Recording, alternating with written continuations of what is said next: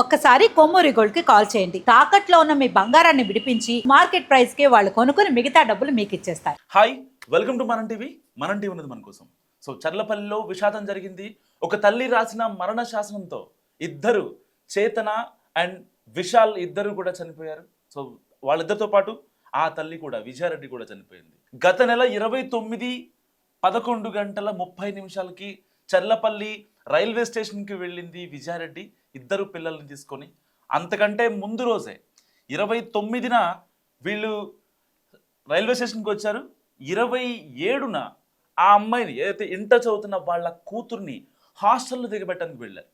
So వెళ్ళింది వాళ్ళ daddy Surender Reddy దుబాయ్లో ఉన్నాడు. సో మొదటి నుంచి కూడా ఈ విజయారెడ్డి, చేతన్ అండ్ విశాల్ వీళ్ళిద్దరిని సాకుతుంది తన తల్లి హెల్ప్తో.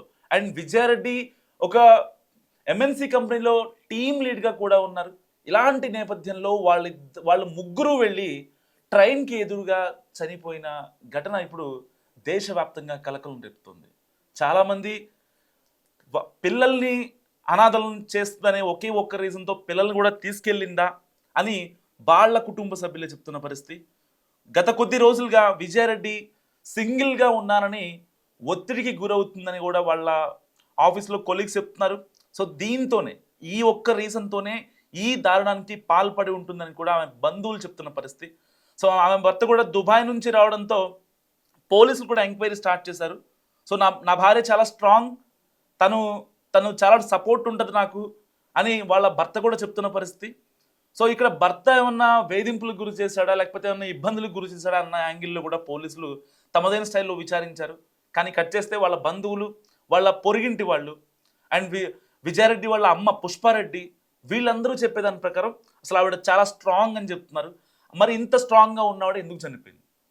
ఎందుకంటే వాళ్ళ కూతురు చేతనాన్ని హాస్టల్లో దింపడానికి వెళ్ళినప్పుడు దాదాపుగా అమ్మాయికి 10 డేస్కి సరిపడా. సో ఘటన జరిగింది 29 రోజున. సరిగ్గా అదే రోజు వాళ్ళ పెళ్లి రోజు. సురేందర్ రెడ్డికి దుబాయ్లో ఆయన ఒక టీమ్ లీడ్గా ఉన్నాడు అండ్ ఇక్కడ విజయారెడ్డి టీమ్ లీడ్గా ఉంది. సో కొన్ని అనుకోని ప్రత్యేక పరిస్థితుల్లో సురేందర్ రెడ్డి హైదరాబాద్కి రాలేకపోయాడు. సో వీళ్ళంతా కూడా ఈ చర్లపల్లి దగ్గర వీళ్ళు నివాసం ఉంటున్న పరిస్థితి వాళ్ళ అమ్మ హెల్ప్తో. సో విజయారెడ్డి కూడా చాలా స్ట్రాంగ్ ఉమెన్. ఈవిడ కూడా ఒక ఎంఎన్సి కంపెనీలో సాఫ్ట్వేర్ ఎంప్లాయీగా వర్క్ చేస్తుంది, డెసిగ్నేషన్ టీమ్ లీడ్గా ఉంది. దాదాపుగా పర్ మంత్ 3 lakhs వస్తాయి విజయారెడ్డికి. ఇటు ఫినాన్షియల్గా టెన్షన్స్ ఏం లేవు. ఆవిడ బతుకుతుంది పిల్లల కోసం. పిల్లల్ని భర్త దుబాయ్లో ఉన్నా సరే పిల్లల్ని ఇక్కడ వాళ్ళ అమ్మ హెల్ప్తో చాలా జాగ్రత్తగా చూసుకుంటుంది. వాళ్ళని ఏం కావాలంటే అది ఇచ్చి వాళ్ళని హాస్టల్లో పెట్టిస్తూ ఈవిడ ఒంటరిగా ఉంటుంది. సో ఎంత తల్లున్నా కొన్ని విషయాలు చెప్పుకోలేని ఆ విజయారెడ్డి తన ఆఫీస్లోని కొలీగ్స్తో చెప్పుకుంది, నేను ఒకవేళ చనిపోతే నా పిల్లలు ఇబ్బంది పడతారు అని వాళ్ళ ఆఫీస్లోని కొలీగ్స్ చెప్పడంతో వాళ్ళు కొంచెం ధైర్యం ఇచ్చారు. కొంతమంది వాళ్ళ ఫ్రెండ్స్ అయితే విజయారెడ్డిని ఎవరైతే కొంచెం ఎక్కువగా ప్రేమిస్తారో ఆ ఫీమేల్ కొలీగ్స్ వాళ్ళు కూడా వాళ్ళ ఇంటికి వచ్చి ఆ విజయారెడ్డితోనే చాలా రోజులు గడిపిన సిచ్యువేషన్. ఎక్కడ ఎలాంటి సిచ్యువేషన్ తీసుకుంటుందో, రేపొద్దున పిల్లలు ఇబ్బంది పడతారేమో అన్న ఆలోచించిన ఆ కొలీగ్స్ కూడా పాపం వీడికి చాలా సపోర్ట్ ఇచ్చారు. కానీ కరెక్ట్గా ఎగ్జాక్ట్గా 29న వాళ్ళ పెళ్లి రోజే తన పిల్లలకి మరణ శాసనం రాసింది విజయారెడ్డి. నిజంగా 27th ఏదైతే చేతనాన్ని హాస్టల్లో దింపడానికి వెళ్ళి తనకి ఒక 10 days కావాల్సిన స్టఫ్ ఏదైతే ఉంటుందో, తన థింగ్స్ ఏవైతే ఉంటాయో అవన్నీ కూడా ఆ చేతనాకి ఇచ్చేసి హాస్టల్లో దింపేసి వచ్చేసింది. హాస్టల్లో దింపి వచ్చిన తర్వాత ఇంట్లో కొడుకున్నాడు. సో కొడుకు వీళ్ళిద్దరు ఏం మాట్లాడుకున్నారు, 28th ఏం జరిగిందో తెలియదు. సరిగ్గా 29th చర్లపల్లి రైల్వే స్టేషన్కి వెళ్ళారు 11:35 PM. సో విజువల్స్ చూసుకోవచ్చు మీరు. 11:37కి వాళ్ళు చర్లపల్లి స్టేషన్లో ఎంట్రన్స్ గేట్ దగ్గర ఉన్నారు. అండ్ 11:55కి బిట్వీన్ 2-3 ఏదైతే ప్లాట్ఫామ్స్ ఉంటాయో ఆ ఎండ్లో గట్కేసరి వైపు వెళ్ళే ట్రైన్స్ ఉంటాయి కదా. సో ఆ 2-3 ప్లాట్ఫామ్స్ దగ్గరికి వీళ్ళు సరిగ్గా 11:55కి వెళ్ళారు. సో ఆ స్టెప్స్ దిగుతున్న విజువల్స్ కూడా మనం టీవీ స్క్రీన్ పై చూస్తున్నాం. సో ఇలాంటి నేపథ్యంలో ఏం జరిగిందంటే సరిగ్గా వీళ్ళు స్టెప్స్ దిగుతున్నప్పుడే ఒక ట్రైన్ వెళ్ళిపోయింది. సో అప్పటికే వాళ్ళు నడిచే నడకలో చూడండి కొంచెం ఫాస్ట్గా వెళ్దామనే ఆ ఈగర్నెస్ కనిపిస్తుంది, ఆ ఆతృత కనిపిస్తుంది. కానీ వీళ్ళు ఎప్పుడైతే 11:30కి పార్కింగ్ దగ్గర కార్ పార్క్ చేసి ఈ స్టేషన్ ఎంట్రన్స్లోకి నడుచుకుని వస్తున్న 5 minutes ఒకసారి ఆ విజువల్ చూడండి ఒకసారి. వాళ్ళల్లో అమాయకత్వం కనిపిస్తుంది. ఏదో నార్మల్గా ఒక చిన్న ప్రయాణం చేస్తున్నట్టే అనిపిస్తుంది తప్ప మనం ఎక్కడికైనా వెళ్తూ ఉంటాం కదా, సో అలాంటి ఇదే కనిపిస్తుంది. ఏదో గొప్ప కార్యం చేయడానికి వెళ్తున్నాం, లేకపోతే చనిపోదామని వెళ్తున్నాం, మూకుమ్మడిగా అనంతలోకాలకు వెళ్ళిపోదామనే ఆ మూమెంట్ అసలు వాళ్ళ ఫేస్లో కనిపించట్లేదు. జస్ట్ ఇమాజిన్ ఒకసారి మనం ఏదైనా గొప్ప పనో లేకపోతే చెడ్డ పనో ఏది చేయాలన్నా సరే మన మన మన మూడు మారిపోతూ ఉంటుంది. ఆ క్రేవింగ్స్ నెక్స్ట్ లెవెల్లో ఉంటాయి.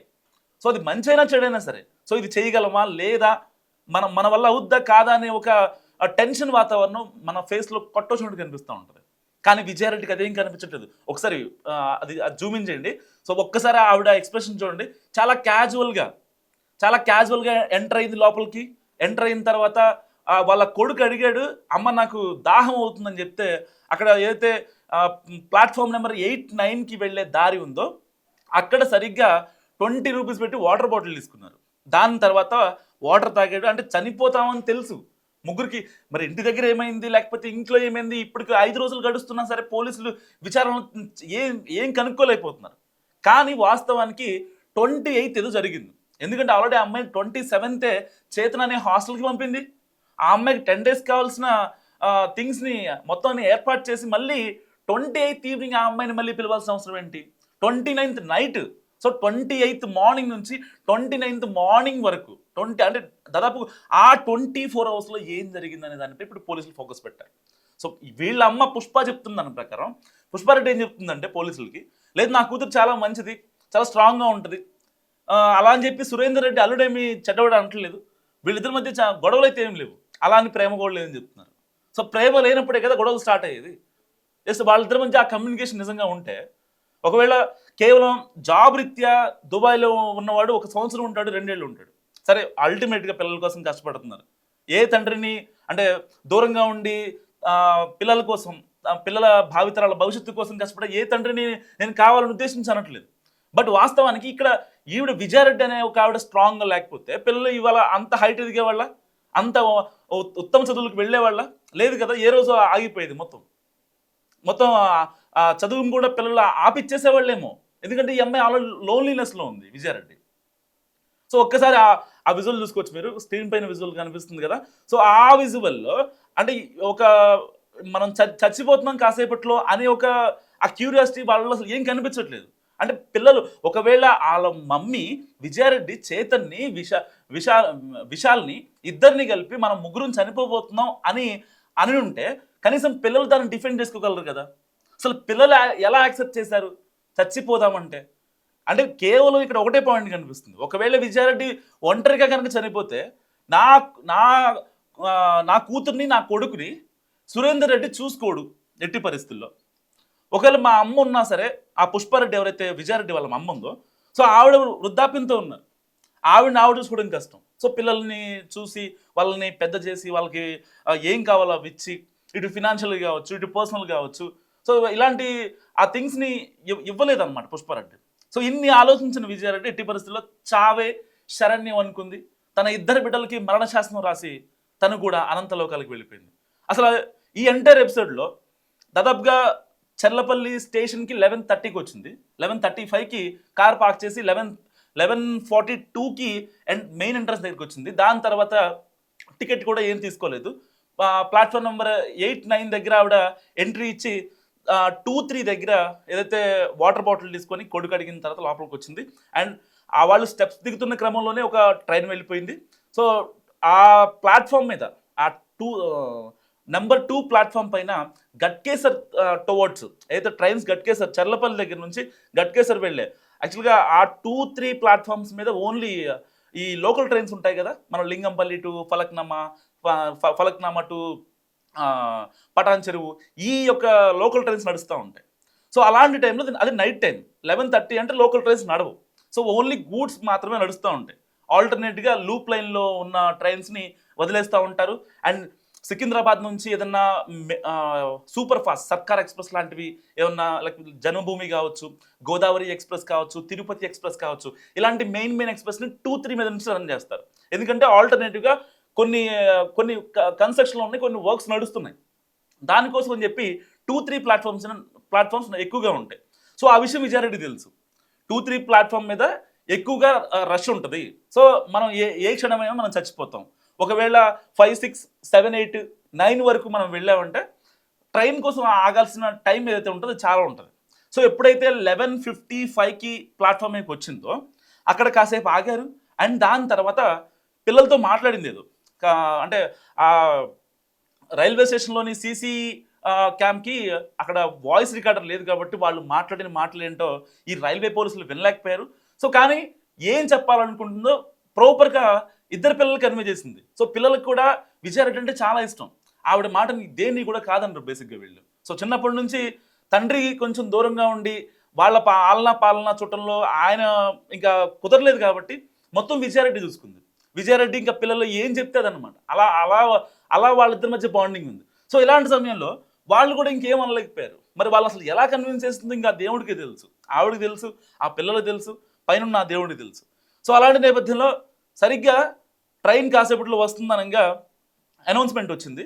సో అనౌన్స్మెంట్ రాగానే ఫస్ట్ కొడుకుని నుంచోబెట్టింది ట్రైన్కి ఎదురుగా, తర్వాత తాను నుంచింది, తర్వాత కూతురు నుంచింది.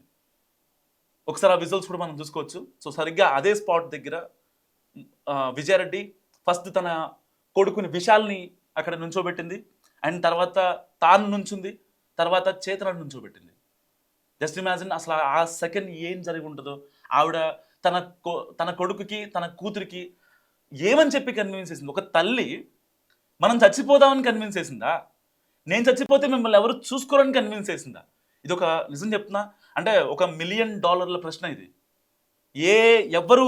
ఎవరు ఫైండ్ అవుట్ చేయలేదు. సంసారం చేసిన సురేందర్ రెడ్డి చెప్పలేకపోతున్నాడు అసలు ఏం జరిగిందో. ఇద్దరు పిల్లల తండ్రి విజయారెడ్డిని ఇక్కడ అనవసరంగా ఒంటరిగా వదిలేసి అనే బాధతో ఉన్నాడా, లేదు దీని వెనక అతని హస్తం ఏమైనా ఉందా అన్న విషయంలో కూడా పోలీసులు ఎంక్వైరీ చేస్తున్నారు. ఇప్పటికి 2 సార్లు ఘటన జరిగి 5 రోజులు అవుతుంది, ఇంకా వీడలేదు మిస్టరీ. జస్ట్ ఇమాజిన్ ఎంత అంటే స్ట్రాటజిక్గా జరిగిందో. వాళ్ళ అమ్మ కావచ్చు, విజయారెడ్డి తల్లి కావచ్చు, తండ్రి కావచ్చు, విజయారెడ్డి అన్న చిరంజీవి రెడ్డి కావచ్చు, వాళ్ళందరూ చెప్పేది ఒకటే, ఈ అమ్మాయి స్ట్రాంగ్, విజయారెడ్డి స్ట్రాంగ్. సో స్ట్రాంగే కాదన్నట్లు. కానీ పిల్లలకి ఏం చెప్పి కన్విన్స్ చేసింది? చచ్చిపోదామంటే పిల్లలు ఎలా ఓకే చెప్పారు? అసలు లాస్ట్ మినిట్లో ఏదైతే కార్ పార్క్ చేసిందో ఆ పార్క్ చేసిన స్లిప్ ఉంటుంది కదా, ₹10, ₹20, చర్లపల్లి రైల్వే స్టేషన్ దగ్గర కార్ పార్కింగ్ స్థలం చర్లపల్లి, ధర ₹10, ₹20 ఎంతో ఉంటుంది కదా. సో అది గవర్నమెంట్ పార్కింగ్ కాబట్టి కొంచెం తక్కువ ఉంటుంది అనమాట. సో ఏదైతే ఆ స్లిప్ మీద సూసైడ్ నోట్ రాసి ఇన్స్టాలో స్టోరీ పెట్టింది అండ్ వాట్సాప్లో స్టేటస్ పెట్టింది. సో ఒకవేళ ఫోన్ డ్యామేజ్ అయినా సరే స్టేటస్ అయితే ఉంటుంది కదా. సో సరిగ్గా ట్రైన్ వస్తుంది అనే టైంకి పిల్లల్ని అక్కడ ట్రైన్కి ఎదురుగా వన్ బై వన్ తన మధ్యలో కూర్చొని, మరి పిల్లలు ఒకవేళ ట్రైన్ వస్తుందనే భయంతో అటు ఇటు వెళ్ళిపోతారనో ఏమో ఆవిడ మధ్యలో నుంచోడానికి రీజన్ అంటే ఇంకా ఆ దేవుడికి తెలుసు, మనం R&D చేయడం అది కరెక్ట్ కాదు. సో అలాంటి టైంలో ఆవిడ మధ్యలో నుంచొని ట్రైన్ వచ్చేంత వరకు కూడా ఆవిడ అక్కడే ఉండి ఇద్దరు చేతులు పట్టుకుంది ఆ తల్లి. సో సరిగ్గా అదే టైంకి వాట్సాప్లో స్టేటస్ కూడా పెట్టింది. సరిగ్గా 12:32కి ఆవిడ స్టేటస్ పెట్టింది. 1:32కి సురేందర్ రెడ్డి, దుబాయ్లో ఉన్న సురేందర్ రెడ్డి తన వర్క్స్ ముగించుకొని ఇంటికి వచ్చాడు. ఇంటికి వచ్చిన తర్వాత ఒక్కసారిగా ఆ స్టేటస్ చూసి ఇంకా ఉన్న పళ్ళంగా హైదరాబాద్కి వచ్చాడు. సో కట్ చేస్తే ఆ ఏదైతే గుద్దిన ట్రైన్ ఉందో, ఈ ఫ్యామిలీని గుద్దిన ట్రైన్ ఉందో, ఆ ట్రైన్లోని వెనకాల ఆ లోకో పైలట్ చూసి వెంటనే అక్కడి చర్లపల్లి స్టేషన్లోని రైల్వే పోలీసులకు సమాచారం ఇచ్చాడు. దాని తర్వాత వెంటనే స్పాట్కి వచ్చిన పోలీసులు అప్పటికే చిందరవందరగా మృతదేహాలు చిందరవందరగా పడిపోయాయి. ఏ పార్ట్ ఎవరిదో కూడా తెలుసుకోలేని పరిస్థితి. జస్ట్ ఇమాజిన్, ముగ్గురు మీద ఆ ట్రైన్ దాదాపుగా ఈ గూడ్స్ ట్రైన్కి కంపార్ట్మెంట్స్ ఎక్కువ ఉంటాయి, ఆ యొక్క క్యారింగ్ కెపాసిటీ ఎక్కువ ఉండాలి కాబట్టి దానికి బోగీలు కూడా ఎక్కువ ఉంటాయి. సో అది కోలా లేకపోతే సిమెంట్ బస్తాలా, ఐరనా, ఇంకేమన్నా ఏం తెలియదు. సో జస్ట్ ఇమాజిన్, నార్మల్ బోగినే బోల్డ్ వెయిట్ ఉంటుంది, దానికి ఇంకాస్త అది పడిందంటే కనీసం చేతులు ఎక్కినా లేకపోతే ఏదైనా సరే బాడీ మొత్తం అసలు ఎవరిది కనిపెట్టలేని పరిస్థితి. తర్వాత ఆవిడ ఫోన్ చూసిన తర్వాత దగ్గరలోని ఆ గట్కేసర్ పోలీస్ స్టేషన్కి ఇంకా చర్లపల్లి పోలీస్ స్టేషన్కి సో సమాచారం అందించిన తర్వాత జరిగిన విషయాలు వెళ్ళలోకి వచ్చి అప్పుడు ఈవిడ ఒక సాఫ్ట్వేర్ ఎంప్లాయీ విజయారెడ్డిగా ఫోన్ గుర్తించారు.